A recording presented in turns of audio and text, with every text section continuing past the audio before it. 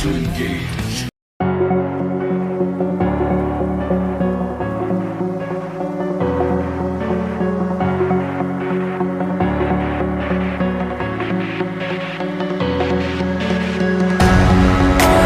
Lets them match up with some of the mobility being thrown at them just with Irtho on the other side. So we'll find out exactly what they want to park in this lane here. It's going to be a Farsa. Whoa. Interesting. Yeah, man. The Farsa. And the D-Rod for ONIC, and there's the potential of Escalera. The last pick here, they're going to have to pick. Is it going to be the Marcus? Is it going to be something new? Highly doubt it might be something. With all the dashes, you're up against the Kai.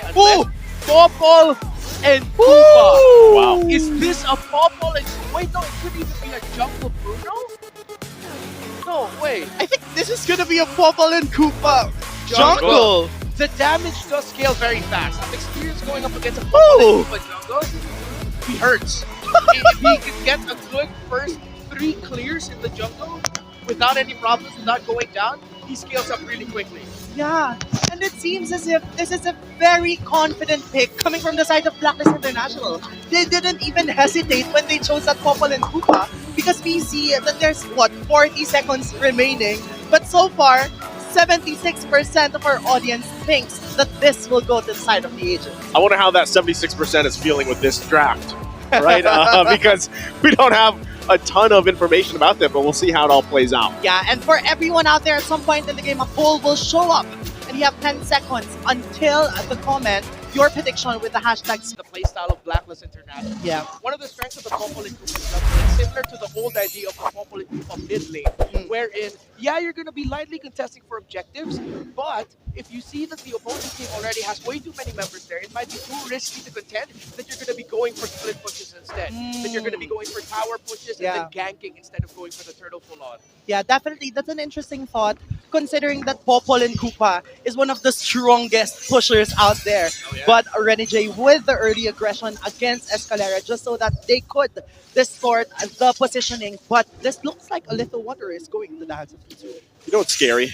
What? Is a Matilda in the hands of the Hitman Renegade. Yes. Because, like, naturally, I mean, we have seen, Matilda players, specifically even in the previous times, be aggressive. But I feel like really with the play style of a Renegade fits really well here. It's just, you got to make sure, I know it's a best of 5, you got to make sure you don't overcommit, get a little overzealous. You still have to play around that kit here. And that's really where I'm wondering, how does this POPOL fit into this lineup and how it will work in the jungle? And right now you're seeing they're scaling up quick. That's the key idea right now. BLACKLIST That's what you're saying, They're Mark. going for the pushes, they're going for the ganks. This is the strength of this lineup. Yeah, and just like that, they were able to have the gold plating in that top lane and hope against Ryzen. See, that's the thing. I mean, this is a hero we don't often see, right? Yep. And you forget just how much having an extra health bar even has to deal with. Assassin Emblem. Yep, that's an assassin emblem on the POPOL and KUPA Electro. On of charge. Yeah. The weapons master, and of course, going for the crits as well. So yeah, this is going to be a POPOL and KUPA that just wants to scale up really quickly. Paired up with the Bruno, that's the idea of their draft. Again, just look at the objectives, how they're going to play it. Are they going to pull the test? If they really can't, they're going to go for the split pushes. And ONIC now, the problem is, it's so hard to reach the POPOL and KUPA. Who are you going to send to reach that? He doesn't have the Purify, yes. He does have that little shield that he can get, that knock off for a little bit of defense. Yes. But Escalera and Ryzen have their work cut out for them. Yes, and definitely this POPOL and KUPA has a choking point wherein that heavy spin has been casted, but wherein the possibility that you will be able to kick and crowd control KUPA instead of POPOL. Yeah. You mentioned Naisu earlier. ONIC or BLACKLIST, hold that thought. Oh, all right. Wave the dragon. I don't think this is going to be anything, so continue on. Okay. So for as the current metagame encourages that teams really consider drafting carry type of junglers, not essentially just assassins. Marksmen that can fit in the bill, as long as it's well thought out and it's built really well for that hero in that jungle. And that's exactly what BLACKLIST did here. ONIC drafted a very solid lineup from the regular season.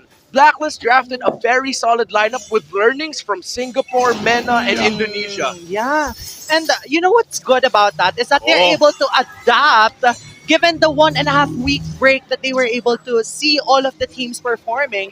And just like that, they were able to take 3 turtles uncontested. Yeah, they, again, it's nothing fancy. They're Yeah. just playing this really well. Now the heavy spin going to try to zone out Edward here. Oh! He spins him right into his teammate, Ryzen down. Escalera going to flicker out of there. Blacklist International, that is, again, a decisive play from them, and it's nothing fancy. They're utilizing this adapted lineup, like Renmar just mentioned, for the playoffs here, and it's executed so well. Yeah. It's an old idea of having multiple carries paired up with the idea of having your support roam. It's an evolution of the metagame based off months and even a year's worth of everything that we've seen in Mobile Legends, Bang Bang esports all throughout the world. As we look at the items right now, they had to rush the anti-Cuirass actually for that Akai Dominance Eyes onto the Deeroth. So the Deeroth damage is going to take a long time until you feel it. Up to a Wind Talker already is that POPOL and KUPA, almost a 2,000 gold lead for the BNK gold lane, and almost a jungler, and almost a 2,000 gold lead and more for Bruno over that Irithel. So this means that in terms of items, they're definitely on the lead right now. But what we have to take note is at this point in the game, 8 minutes in, Nets still hasn't fallen down. So this is a good sign for the side of ONIC Philippines because they just want him to be able to build enough items. Once that Feathered Airstrike is out of the hands of Yue, ONIC can go all in, but it will be a devastating trade. Yes. And because this is a double marksman lineup, technically, for the side of Blacklist International, definitely we want to expect Super Friends dish out enough damage output, be it in the form of the Feathered Airstrike or that penalty zone with that Akai. But this turtle is just uncontested. First Lord, rather.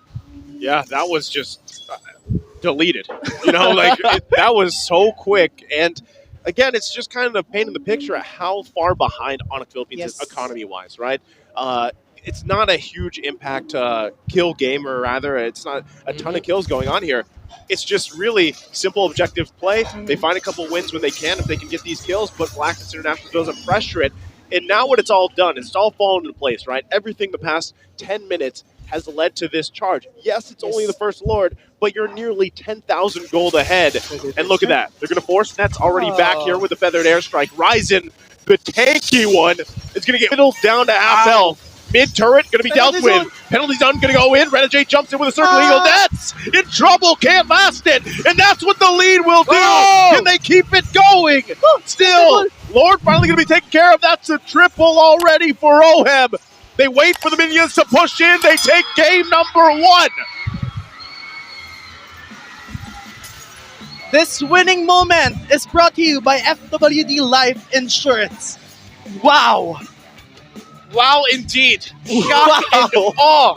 We were talking about new strats. We were talking about new ways to play the game.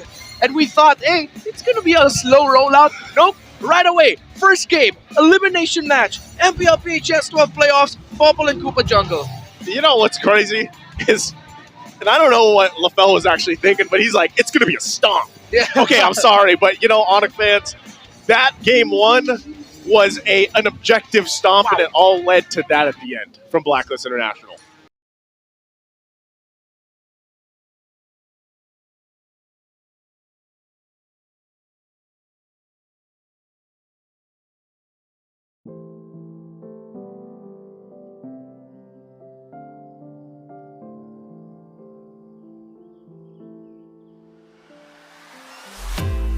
When you're with me, baby, don't you see I'm shining?